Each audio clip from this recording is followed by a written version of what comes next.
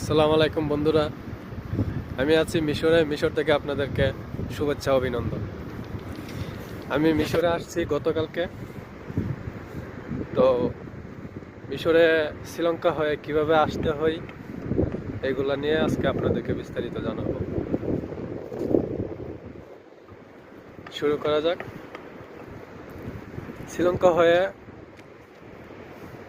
শ্রীলঙ্কা আপনাদেরকে কতদিন থাকতে হবে? শ্রীলঙ্কা অনেকে থাকতে হয় 4 দিন, 5 দিন, অনেকে 10 দিন, অনেকে 15 দিন। আমি ছিলাম শ্রীলঙ্কাতে 20 দিন। আমি গতকালকে আসছি 20 দিন থেকে। শ্রীলঙ্কাতে 20 দিন থেকে গতকালকে মিশরে আসছি। এখন একটু ঘুরতে পারিলাম। এই যে দেখেন, এই যে এটা হলো নীল নদ। এটা দিয়ে ওটা ইটালি যায়।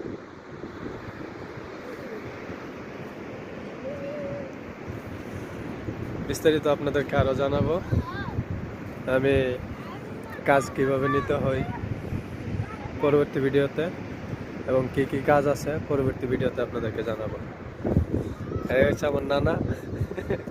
উনি আসছে, কিন্তু অসুস্থ মানুষ, কাজ টাজ করতে কাজে টাজে লাগে নাই। দেখেন অনেক বড় বড় বিল্ডিং মিশরে। ওকে ভাই, আসসালামু আলাইকুম।